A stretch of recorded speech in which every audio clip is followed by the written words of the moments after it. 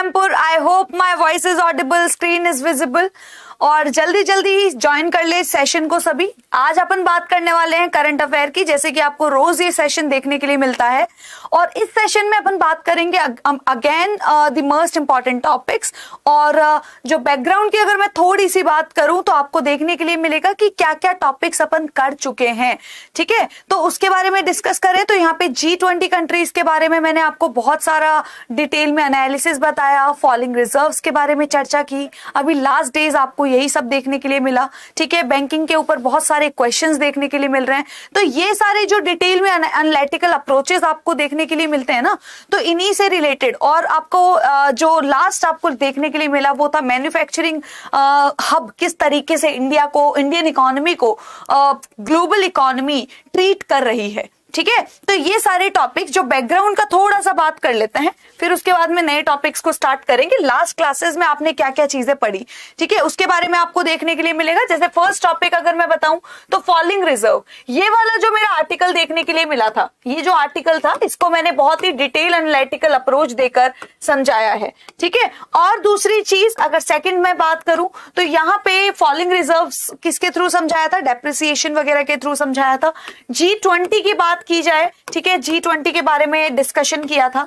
ठीक है, और थर्ड आपको मैन्युफैक्चरिंग हब, जैसे developed country, vision developed country आपको इंडिया रखते हुए नजर आती है, वो भी किसके बाद में आपने ये चीज सोची। ठीक है, डेवलप्ड कंट्री का विजन आप सोच रहे हो किसके बाद में, यूके को सरपास करने के बाद we are expecting to reach at the developed status. ठीक है, आने वाले 25 सालों में। और फोर्थ आपको देखने के लिए मिलता है कि भाई आज के टाइम पे, ठीक है, ये डेवलप्ड स्टेटस कैसे मिल जाएगा, मैन्युफैक्चरिंग हब की तरह ग्लोबल इकोनॉमीज ट्रीट कर रही है इंडिया को, क्योंकि यहाँ पे आपको कंजम्पशन मतलब मार्केट साइज अच्छा खासा नजर आता है, उसी में ही आपका प्रोडक्शन जो है वो इतना ज्यादा नहीं है। तो उनको नजर आ रहा है कि प्रोडक्शन का फुलफिलमेंट हो जाएगा, एम्प्लॉयमेंट जनरेट हो जाएगी, और यहाँ पे एम्प्लॉयमेंट के साथ में आपको मार्केट साइज भी मिल जाएगा। तो प्रॉफिट का प्रॉफिट, लोगों का रिक्वायरमेंट फुलफिलमेंट भी हो जाएगा। तो ग्रोथ जो देखने के लिए मिलेगी वो इंक्लूसिव होगी, स्ट्रक्चरल बेसिस पे। जब मैं स्ट्रक्चरल की बात करती हूँ, इंक्लूसिव की बात करती हूँ, तो सबका साथ सबका विकास वाली बात हो जाती है। तो ये लास्ट लेक्चर आपने देख लिया। ठीक है, तो यहाँ पे आज जो बात करने वाले हैं, आज आप एक नए टॉपिक के बारे में बात करने वाले हैं, वो filling skill gap. Skill gap का समझते हो मतलब कि आपको अगर इकोनॉमी में आपको अगर पूछा जाए कि स्ट्रक्चरल अनएम्प्लॉयमेंट, जो सबसे ज्यादा प्रॉब्लमेटिक अप्रोच देखने के लिए मिलता है, वो क्या है, स्ट्रक्चरल अनएम्प्लॉयमेंट। ठीक है, स्ट्रक्चरल अनएम्प्लॉयमेंट की जब अपन बात करते हैं तो आपको क्या देखने के लिए मिलेगा कि भाई आपको रिक्वायरमेंट है ए स्किल की और यहाँ पे अवेलेबल नहीं है वो बी स्किल। ठीक है, तो मतलब ए की रिक्वायरमेंट है तो ए स्किल अवेलेबल नहीं है, ए को बी मिल रहा है, बी को ए मिल रहा है। तो इस तरीके से मिसमैनेजमेंट, मिसबैलेंस्ड अप्रोच देखने के लिए मिलता है। तो कोशिश क्या की जा रही है कि भाई एम्प्लॉयमेंट, आपने आर्टिफिशियल इंटेलिजेंस शुरू कर दी यूनिवर्सिटीज में, but you are not getting the hiring personnels over there. मतलब जिनको आर्टिफिशियल इंटेलिजेंस के बारे में थोड़ा सा पता हो, इंटरनेट ऑफ थिंग्स के बारे में थोड़ा सा पता हो, ठीक है, थोड़ा सा अपब्रिंगिंग अच्छा हो, ताकि उनको एम्प्लॉय किया जा सके और वो आगे फॉरवर्ड कर सके अपनी नॉलेज को। तो वही सबसे बड़ी प्रॉब्लम है कि जिस स्किल से रिलेटेड आपको बंदा चाहिए, that is not at all available before you. ये प्रॉब्लम आपको देखने के लिए मिल रही है। तो ये गैप जो है, मतलब ये जो प्रॉब्लम जो है, उसको क्या करना है, असिस्ट करना है। क्या करना है, असिस्ट करना है। कॉन्टेक्स्ट क्या है कि अगर इस स्किल को फुलफिल किया जाएगा, अगर इस स्किल को फुलफिल किया जाएगा तो ये प्रॉब्लम हो जाएगी सॉल्व। अब देखो कैसे, मान लो इंटीग्रिटी से काम चलेगा। किससे काम चलेगा, इंटीग्रिटी से काम चलेगा। इंटीग्रिटी किसके अंदर, सपोज अगर मैं बात करती हूं कि हायर एजुकेशन को, ठीक है, हायर एजुकेशन को लिंक कर दिया जाए, हायर एजुकेशन को किसके साथ लिंक कर दिया जाए, इंडस्ट्रियल सेक्टर के साथ लिंक कर दिया जाए। ठीक है, और जिस बेसिस पे आप टाइम टू टाइम आपको स्किल इंडिया मिशन देखने की जरूरत मिली। ठीक है, स्किल इंडिया मिशन आप किसको दे रहे हो, पर्सोनल्स को, जो भी लोग अवेलेबल है आपके सामने, उनको आप ट्रेनिंग दे रहे हो। ठीक है। It's better to give training at the level of education, ताकि प्रैक्टिकल अप्रोच हो जाएगा कि आपको मान लो आज मुझे जो काम करना है वो मेरा पढ़ाई के साथ मुझे अगर मिल जाता है तो वो क्या हो जाएगा, मुझे प्रैक्टिकली चीजों के बारे में पता होगा और जॉब में जाने के बाद मुझे ज्यादा ट्रेनिंग की जरूरत नहीं होगी और उनको भी खुशी होगी ये जानकर कि मैं ऑलरेडी ये काम कर चुकी हूं। ठीक है, तो ये सारी चीजें देखने के लिए मिलेगी। तो इन दोनों का इंटरलिंक्ड होगा किसके थ्रू, इनोवेशन के थ्रू। मतलब नए आचार विचार की आपको सबसे ज्यादा जरूरत है, जिसको दूसरे शब्दों में आप R&D का नाम भी दे सकते हो, रिसर्च एंड डेवलपमेंट का नाम। ठीक है, तो आपने हायर एजुकेशन को जोड़ा किसके साथ, इंडस्ट्रियल के साथ। ठीक है, दोनों को जोड़ा रिसर्च एंड डेवलपमेंट के साथ। तो ये सिनेरियो आपको देखने के लिए मिला। तो आप न्यू फैसिलिटीज दे रहे हो किसको, इंडस्ट्रियल सेक्टर को। इतना समझ में आया। ठीक है, अब इसके साथ में आप अगर अपने अप्रोचेस, प्रैक्टिकल अप्रोच, मैं अगर कॉलेज में पढ़ रही हूँ, मैं अगर पीजे कर रही हूँ, उसी दौरान मुझे सारी की सारी स्किल्स के बारे में पता चल जाए कि भाई मैं ये ऑफिशियल वर्क में अगर जाती हूँ तो मुझे ये काम करना पड़ेगा, तो I would be given training. ठीक है, यहाँ पे अलायंसेस की बात होती है, एसोसिएशंस बहुत सारे होते हैं, देखने के लिए मिलते हैं रियल लेवल पे भी। तो उसका बेस आपको स्ट्रॉन्ग करना है, बेस ज्यादा करना है। ठीक है, ताकि ये लोग तैयार हो जाए हायर एजुकेशन पे, तो अलग अलग तरीके की स्किल प्रोग्राम ज्यादा लेवल पे नहीं स्टार्ट करना पड़ेगा, नंबर 1। दूसरी चीज क्या होगी, ये पर्सोनल जो निकले हैं इनमें से कम 20 भी, अगर करोड़ों पर्सोनल है तो 10-20 पर्सोनल ऐसे भी होंगे जिनके दिमाग थोड़े एक्स्ट्रा चलते होंगे और ये चलते होंगे कि यार इंडस्ट्री में किस तरीके से डेवलपमेंट किया जा सकता है, नहीं तो सत्यम नडेला और जैसे लोग नहीं होते। ठीक है, तो ये सारी चीजें बोलने की कोशिश की जा रही है कि सुंदर पिचाई, सत्यम नडेला उन्हीं करोड़ों लोगों की मतलब उसी पॉपुलेशन का हिस्सा है, जिस पॉपुलेशन की बात यहां से हो रही है। समझ में आ रही है बात, कि अगर उन लोगों को अपॉर्चुनिटी दी जाए, स्किल्स का रिक्वायरमेंट फुलफिल की जाए, तो उनमें से एक आधे लोग ऐसे भी निकलेंगे जो यहाँ पे रिसर्च एंड डेवलपमेंट का फुल यूटिलाइजेशन करके अच्छे से आचार विचार लाएंगे और उनको यूटिलाइज किया जा सकता है इंडस्ट्रियल बेसिस पे। और इंडस्ट्रियल बेसिस अगर तैयार कर दी जाए और मैन्युफैक्चरिंग को मतलब स्ट्रॉन्ग कर दिया जाए, जिसकी मैंने कल आपको बहुत ही डिटेल में बताया है। ठीक है, मैंने कल आपको बहुत ही डिटेल में बताया है इसका कि भाई किस तरीके से ये चीजें आपको अकोमोडेट देखने के लिए मिलती है। क्या देखने के लिए मिलती है कि भाई मैन्युफैक्चरिंग जो सेक्टर है उसके ऊपर काम किया जाएगा, रिसर्च एंड डेवलपमेंट, इनोवेशन जो हायर एजुकेशन में आपको मिल रहा है, और 1-2 पर्सन आपको कुछ ना कुछ यूनिक करते हुए नजर आएंगे। क्या पता उनमें से एक तरीका ऐसा हो जो आपको कॉस्ट बहुत ही कम और मार्जिन बहुत ज्यादा एक्सपेंड करके दे रहा हो। ठीक है, इतना क्लियर हो गया क्या। ठीक है, मैन्युफैक्चरिंग आपका स्ट्रेंथ।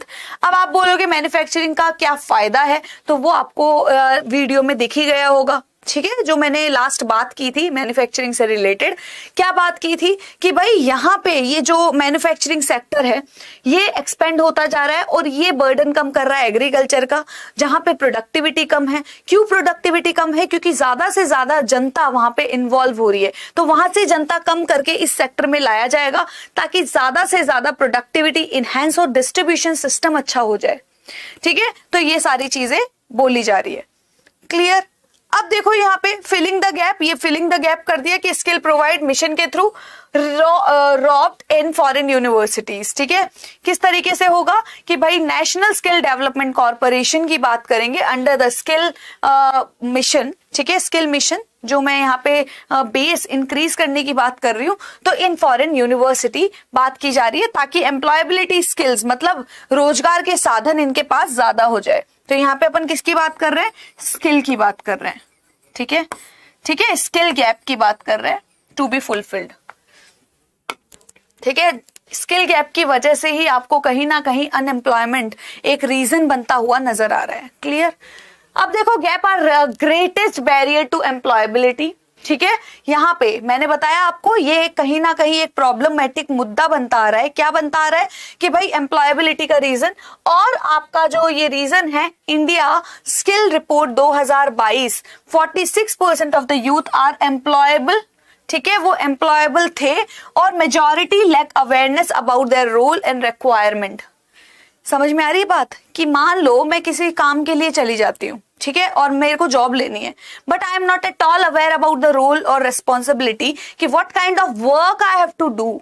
ठीक है, मतलब मेरी क्वालिफिकेशन के अलावा, मतलब अकॉर्डिंग मुझे what kind of work is suitable for me, ठीक है, मेरी क्वालिफिकेशन के अकॉर्डिंग मुझे कैसा काम करना है, I was not even aware about, ये आपको गैप देखने के लिए मिलता है। ठीक है, तो एम्प्लॉयबिलिटी होगी और ये फॉरेन यूनिवर्सिटी के थ्रू, इंटीग्रिटी के थ्रू बढ़ाने की कोशिश की जा रही है।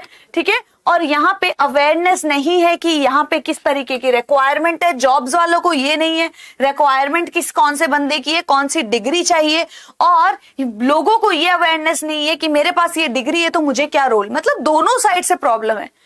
ऑफिशियल साइड से ये प्रॉब्लम है कि उनको नहीं पता कि हमें टैलेंट कैसा चाहिए, ठीक है, और जिनके पास टैलेंट है उनको ये नहीं पता कि हमें किस तरीके से उसको यूज करना है। तो दोनों साइड से स्किल गैप देखने के लिए मिलेगा, उसका नुकसान इकोनॉमी को हो रहा है। गवर्नमेंट इनिशिएटिव किस तरीके से लिए जा रहे हैं, पीएम कौशल विकास योजना की बात की जा रही है, पीएम कौशल केंद्र वगैरह, क्राफ्ट्समैन, और ये सारी जो apprentice training policy, skill loan वगैरह ये जो प्रोवाइड करे जा रहे हैं, basically these are the provisions for what, training. Basically this is for what, productivity increment, productivity increase करना है। ठीक है, प्रोडक्टिविटी आपको इंक्रीज करना है, और both are going to make employment और it is going to be beneficial for economy.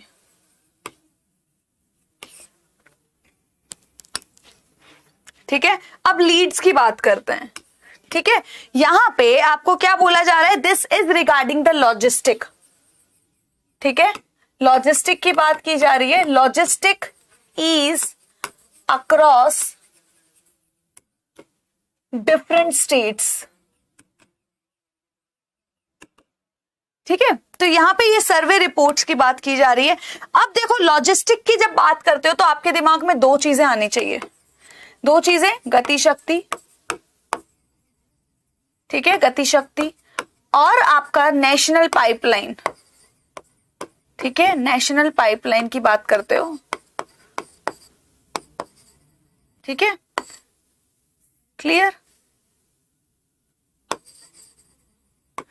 Specific content जो है वो technical, not needed for UPS exam. ठीक है, डायरेक्शन की मतलब बात करते हैं कि जो बड़े बड़े एग्जाम्स है उसके लिए जरूरत नहीं है।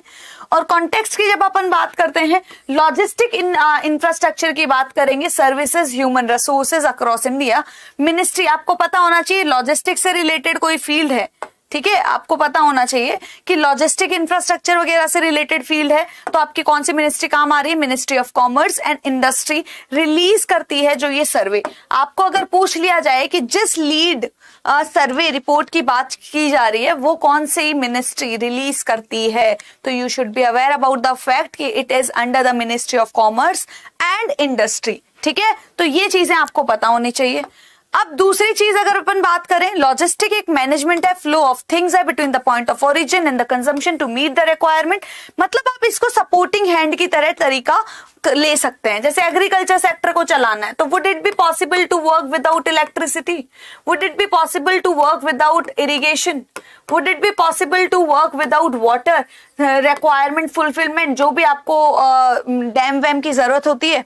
एग्रीकल्चर की बात हो गई। इंडस्ट्री की बात करेंगे, again would it be possible to work without transfer, ठीक है, transportation, communication, electricity medium, energy resources. तो ये सारे आपको लॉजिस्टिक्स नजर आते हैं। लॉजिस्टिक्स का मतलब क्या होता है, हेल्पिंग हैंड प्रोवाइड करना। ठीक है, जो चीज आपके ओरिजिन मतलब आपका सेक्टर से लेकर जब तक वो जनता तक नहीं चला जाता, जब तक वो उपभोक्ता के पास नहीं चला जाता, कंज्यूमर्स के पास नहीं चला जाता, ठीक है, तब तक आप उस चीज को यूज कर रहे हो। तो this has to be come into the consideration in order to create a kind of optimal माहौल। ठीक है, ऑप्टिमल रियलाइजेशन करने के लिए ये सब चीजें होना बहुत ज्यादा जरूरी है। अब कैटेगरी फॉर रैंकिंग, हमेशा याद रखना कि जब भी आप कैटेगरीज की बात करते हो, जब भी आप रैंकिंग की बात करते हो, तो it has to be come under the assessment, मतलब चेक एंड बैलेंस का काम करते हो। तो यहाँ पे कौन कौन सी रैंकिंग होती है, अचीवर, फास्ट मूवर, एस्पायरर्स। ठीक है, आपने सोचा, क्या अचीव किया, किस तरीके से आप फास्ट मूव कर रहे हो, किस पेस पे मूव कर रहे हो। बेनिफिट ऑफ गुड लॉजिस्टिक का मतलब क्या है कि जैसे जैसे लॉजिस्टिक अच्छे होते हैं, सपोज आपको जैसे वाटरवेज के मामले में लॉजिस्टिक्स इंप्रूव करने की कोशिश की जा रही है, जैसे कि इंडियन इकोनॉमी को बहुत ही ज्यादा स्ट्रेटेजिकल पोजीशन पे माना जाता है, ठीक है, इंडियन ओशियन के कारण। तो ये जो स्ट्रेटेजिकल ओशियन है, we can take the full advantage out of it if we can expand the ways for our logistic and we are giving the entry to the private entrepreneurs। मतलब आप private लोगों को, अब हम और आपको ये परमिशन मिल जाए कि अपन वहां पे पोर्ट्स के थ्रू या फिर वाटरवेज किस तरीके से उनको इंफ्रास्ट्रक्चर के रिक्वायरमेंट्स को फुलफिलमेंट की जरूरत होती है, सप्लाई को किस तरीके से एक्सपेंड करना है, और उसका एक्सपेंशन का लेखा जोखा अपने पास आ जाता है, तो समझ जाओ कि कहीं ना कहीं, ठीक है, कहीं ना कहीं आप कंपटीशन बढ़ा रहे हो, क्योंकि आप compete करोगे अपने कॉम्पिटिटर के साथ, वो आपके साथ कंपटीशन करेगा, लेकिन इसमें भला क्या किसका हो रहा है? आपके संसाधनों का, आपके रिसोर्सेज का। You are taking the full utilisation, approximate utilisation of the resources. जिन संसाधनों का ही आप यूज कर रहे हैं वो इकोनॉमी के लिए बढ़िया हो गया कि भाई रिसोर्सेज कम से कम अच्छे से यूज हो रहे हैं, एनवायरमेंटल फायदा हो गया, कंज्यूमर का ये फायदा हो गया कि हमें क्वालिटी मिलने लग गई, ठीक है, और आपका ये फायदा हो गया कि आप ज्यादा से ज्यादा अपने रिसोर्सेज को यूज कर पा रहे हो। तो इससे कॉम्पिटिशन बढ़ता है। कॉम्पिटिशन बढ़ना में एक ये भी होता है कि आप प्राइसेस कितना कम करते हो, आपकी कॉस्ट कम हो जाएगी, तो you would be in state to minimise the price level, ठीक है, क्योंकि मार्जिन अगर ज्यादा रखोगे तो आपका कॉम्पिटिटर वहां पे एडवांटेज लेकर जा सकता है। तो इन सब चीजों के कारण लॉजिस्टिक अगर अच्छा खासा होगा, कहने का मतलब लॉजिस्टिक एक ऐसा जरिया है, ट्रांसपोर्टेशन सिस्टम अगर आपकी इकोनॉमी का बिगड़ जाता है तो कहीं ना कहीं इट इज मेकिंग डिलेज, और delays are inculcating addition in the cost.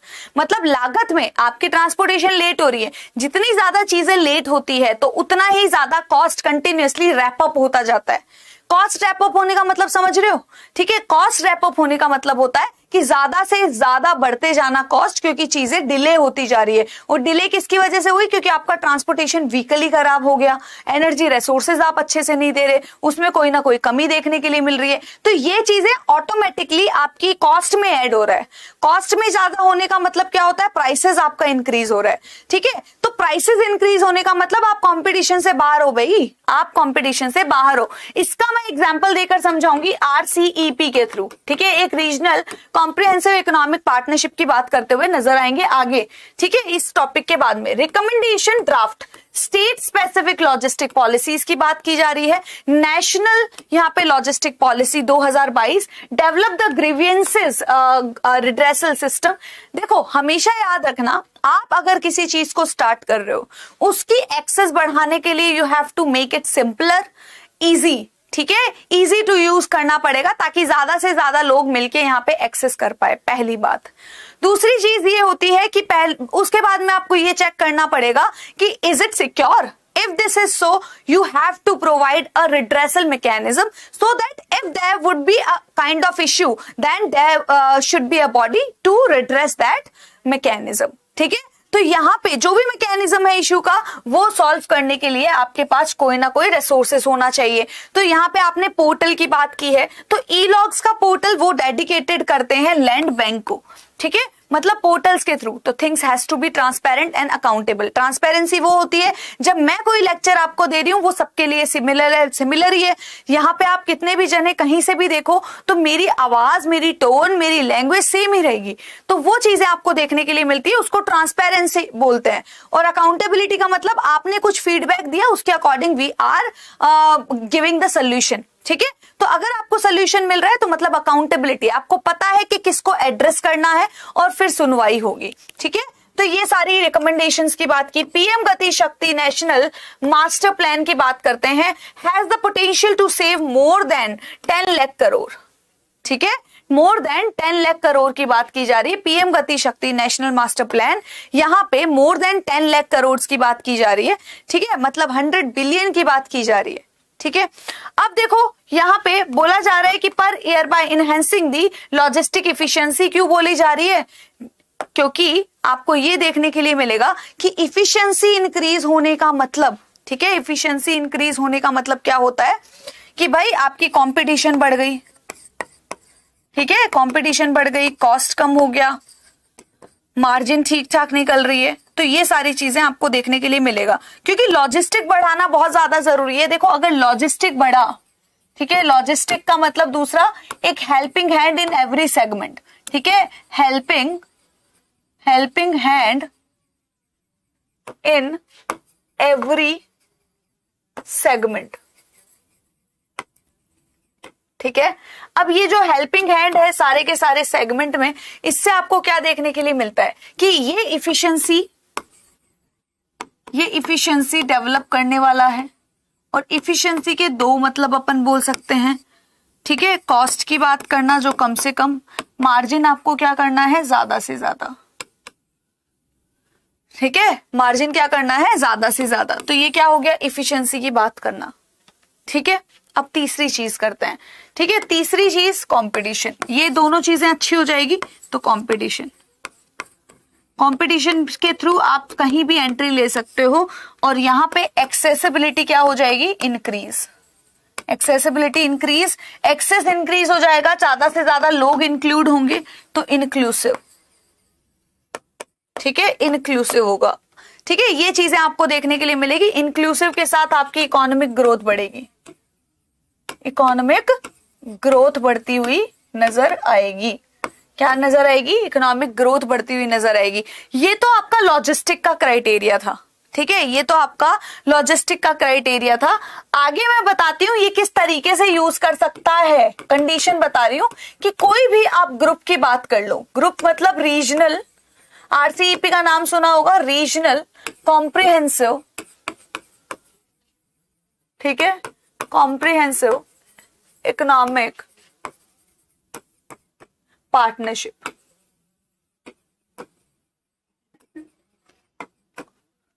ठीक है, इसकी बात की। अब देखो यहां पे इस मुद्दे के नीचे आपको 16 मेंबर्स देखने के लिए मिलते हैं, ठीक है, जिसमें से 10 + 6 थे। और ये 10 किसके थे, आसियान के, ये मैं बता देती हूं, जिसमें से इंक्लूड्स इंडिया, ठीक है, इंडिया। और अब ये इंडिया इसमें से नहीं है, -1 हो गया, अब ये इंडिया नहीं है। क्यों नहीं है इसके बारे में पता होना चाहिए, क्योंकि जहां पे इंडिया लैग कर रहा था वो था कंपटीशन। कंपटीशन का मतलब क्या होता है कि भाई आप सस्ते में नहीं खरीद पा रहे हो, ठीक है, यहां पे क्या नजर आ रहा है, आप सस्ते में चीजें नहीं बेच पा रहे हो, तो आपका क्या हो जाता है, प्रॉफिट नहीं निकल के आता है। यहां पे क्या देखने के लिए मिला, इंपोर्ट बिल जो थे, इंपोर्ट बिल की बात करेंगे, अगर ये ज्यादा होंगे एक्सपोर्ट से तो क्या रिजल्ट आएगा, डेफिसिट, मतलब आपको, मतलब नीड टू पे, ठीक है, नीड टू पे इट, तो डेफिसिट का रिजल्ट आएगा almost with every country, almost with majority country बोल देते हैं, ठीक है, मेजॉरिटी बेसिस, ठीक है। अब ये चीज कैसे सुधरेगी, इंपोर्ट बिल का मतलब क्या है, आप बाहर से खरीद रहे हो, बाहर से खरीदने का मतलब क्या है, सस्ता, क्या है, सस्ता और ज्यादा, ठीक है, ये हो गया क्यू, ये हो गया पी, प्राइस हो गया सस्ता और क्यू हो गया क्वांटिटी हो गया ज्यादा, ये टेंडेंसी रहती है। और ये सस्ता को क्या बोलेंगे, इसका दूसरा नाम क्या होता है, कंपटीशन, इसका दूसरा नाम क्या होता है, कंपटीशन। एक्सपोर्ट नहीं कर पा रहे क्योंकि आपको ये बोल रहे हैं कि भाई वो 5 रुपए में एक कमोडिटी दे रहे हैं, ठीक है, कोई भी जापान, अमेरिका, किसी को भी उठा लो, ठीक है, इंडिया क्या बोलेगी, हमारा तो खर्चा ही 7 रुपए का बैठ रहा है, 3 रुपए मार्जिन टैक्स वैक्स लगा के 10 रुपए होगा, ठीक है। तो ये चीज, मतलब इस चीज को एक्सपेंड करने के लिए गवर्नमेंट क्या कर रही है, यहाँ पे एक्सपोर्ट के बेसिस पे, मतलब इंसेंटिवाइज प्लान, जो प्रोडक्शन लिंक्ड इंसेंटिव प्लान नजर आ रहे हैं ना आपको, तो वो ज्यादा से ज्यादा एक्सप्लोर करने की कोशिश की जा रही है उन प्रोग्राम्स में, ठीक है। तो यहाँ पे क्या देखने के लिए मिल रहा है कि यहाँ पे इंसेंटिवाइज लिंक्ड, ठीक है, लिंक्ड प्रोग्राम, ये आपको स्टार्ट करने पड़ेंगे, ताकि just to promote the production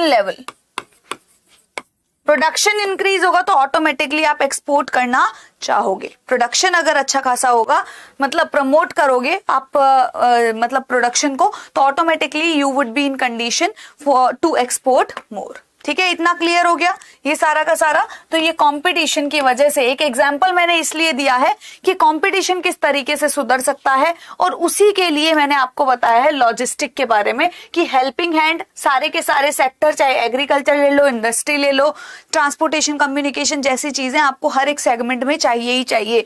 ठीक है, फिर उसके बाद में आपको देखने के लिए मिला।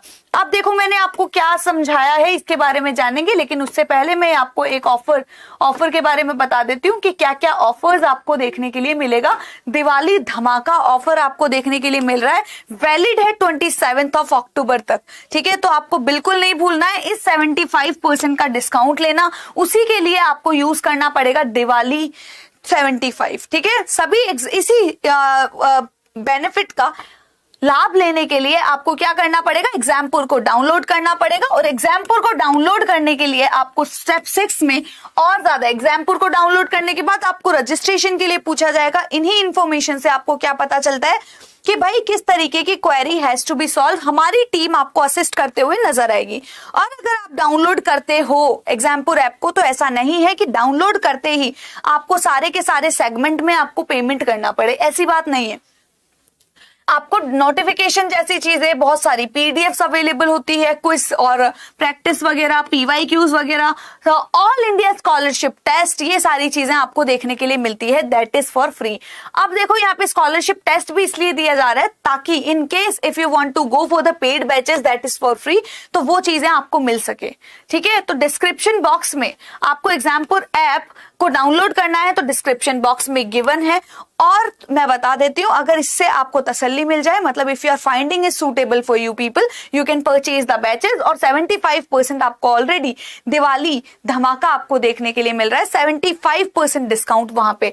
तो स्ट्रक्चर्ड पीरियड बैचेस का मैं थोड़ा सा 2 सेगमेंट बता देती हूँ। एक तो यहाँ पे सिस्टमेटिक देखने के लिए मिलेगी चीजें, और यहाँ पे सिक्वेंशियल चीजें, मतलब थिंग्स आर अवेलेबल ऑन मतलब ब्रॉड वे। ठीक है, things are available in a tremendous amount, but point यहाँ पे ये होता है आपको कौन सी चीज कब यूज करनी है उसका नहीं पता होता है। तो सिस्टमेटिक तरीके से आपको पेड बैचेस में अवेलेबल होगा, किसके बाद कौन सा टॉपिक करना है उसका पता होगा। ठीक है, और इन्हीं चीजों को ऑप्टिमली हम लोग प्रेजेंट करेंगे, और फिर भी अगर आपको कोई प्रॉब्लम होती है तो वहां पे जूम सेशन के द्वारा पर्सनलाइज मेंटोर आपको देखने के लिए मिलेंगे, जो असिस्ट करेंगे आपके क्वेरीज को, और पर्सनलाइज आपको चीजों का सोल्यूशन मिलेगा इन्हीं पेड बैचेस के थ्रू। ठीक है गाइस, और यहाँ पे मैंने जैसे आपको बताया 2-3 चीजें अपन ने की है, और उसके अलावा, ठीक है, उसके अलावा अपन ने फिलिंग स्किल्स के बारे में बात की। नेशनल स्किल डेवलपमेंट कॉर्पोरेशन, आप फॉरेन यूनिवर्सिटी से क्या हेल्प लेना चाह रहे हो चीजों को फुलफिल करने के लिए, मतलब इन सारे के सारे स्किल गैप को फुलफिल करने के लिए, क्योंकि आपने 46% डेटा के एनालिसिस की बेसिस पे ये बताया कि ये जो यूथ है जो एम्प्लॉयबल है, लेकिन उनको ये नहीं पता है कि what kind of role they have to play, और जो ऑफिसेज है, जॉब्स है, उनको ये नहीं पता है what kind of hiring they are requiring. ठीक है, तो ये सारी चीजें आपको देखने के लिए मिलेगी। बहुत सारी ट्रेनिंग प्रोग्राम्स है, आपको इकोनॉमी के लिए करना क्या है उसके बारे में डिस्कस किया है। लीड्स की बात करते हैं तो यहाँ पे लॉजिस्टिक की बात की जा रही है। Logistic is across different states, logistic को इंप्रूव करना स्टेट टू स्टेट वेरी करेगा। ठीक है, और ये इंप्रूव होना चाहिए ताकि ज्यादा से ज्यादा कंपटीशन देखने के लिए मिले, और कंपटीशन आपको हर एक स्केल पे जरूरी है। ठीक है, बेनिफिट जो होती है गुड लॉजिस्टिक की कॉस्ट कम करके रखेगा, जो कॉस्ट कम होने के कारण आप जनरली प्रोडक्शन को कम करते हैं, और प्रोडक्शन कम होता है तो आप एक्सपोर्ट कम करते हैं, और एक्सपोर्ट कम करते हैं तो कंपटीशन कम हो पाता है, और वर्ल्ड इकोनॉमी में आपका रिप्रेजेंटेशन कम हो पाता है, जिसी की वजह से आपको RCEP जो आत्मनिर्भर भारत की बात कर रहे हो, आपने बोला कि हमें डिपेंडेंसी नहीं रखनी है, आत्मनिर्भर भारत को इंक्लूड करके चलने का मतलब क्या है कि हम फोकस कर रहे हैं डोमेस्टिक इकोनॉमी पे पहले, उसके बाद में एंट्री लेंगे। तो PM गति शक्ति नेशनल मास्टर प्लान अगेन इसी सब चीजों के बारे में, इफिशिएंसी डेवलप करने की बात कर रहा है, ठीक है। और लॉजिस्टिक हर एक सेगमेंट में काम आता है। इफिशिएंसी का जब नाम आता है तो आपको समझ लेना है कि कम से कम आपको मतलब कम से कम कीमत में ज्यादा से ज्यादा प्रॉफिट होना, ठीक है। मतलब लागत कम और मार्जिन ज्यादा। कंपटीशन का मतलब है ज्यादा से ज्यादा लोग इंक्रीज होना और ज्यादा मतलब सबका साथ सबका विकास वाली बात, ठीक है। जैसे डिजिटल मीडिया की बात करते हैं। फिर मैंने आपको एक एग्जांपल दिया, ठीक है। फॉर एग्जांपल की बात करते हैं कि regional comprehensive economic partnership 16 members देखने के लिए मिलते हैं। और ये 16 मेंबर्स में आपको क्या क्या, जैसे आसियान के मेंबर 10 और 16 अदर, और उसी में से आपको पार्ट इंडिया देखने के लिए मिलता था। अब -1 मैंने इसलिए किया क्योंकि इंडिया अब इसका पार्ट नहीं है, ठीक है। ये 6 में इंक्लूड हुआ करता था, अब इंडिया नहीं है। -1 का मतलब यही है। कंपटीशन के सिनेरियो से इंडिया बाहर क्यों हुआ? क्योंकि वहां पे इंपोर्ट बिल ज्यादा से ज्यादा देखने के लिए मिल रहे थे, जिसकी वजह से चीजें डेफिसिट में थी, ठीक है। चीजें डेफिसिट में थी, उसका मतलब क्या है कि इंसेंटिवाइज पॉलिसीज देनी पड़ेगी और मेजॉरिटी कंट्रीज के साथ डील करने के लिए आपको प्रोडक्शन ज्यादा करना पड़ेगा, और ज्यादा करोगे तभी चीजें सस्ती और ज्यादा क्वांटिटी में आप बेच पाओगे। आपके पास खुद के पास होगा तभी तो बेच पाओगे ना। तो वही चीज बोली जा रही है। तो कंपटीशन मेंटेन करना है, रिप्रेजेंटेशन करना है इन सारे के सारे चीजों का, ठीक है। इसके अलावा if you are having any kind of problem, you can just do let me know about that problem. Thank you so much, have a great day to all of you. और गाइज, मेरा जो lecture देखने के लिए मिलता है, आपको देखने के लिए मिलेगा रेगुलर बेसिस पे। आपको करंट अफेयर मतलब डेली न्यूज एनालिसिस आपको देखने के लिए मिलेगा, बट वो एनालिसिस सिर्फ इकोनॉमिक्स से रिलेटेड होगा, ठीक है। Thank you so much, have a great day to all of you.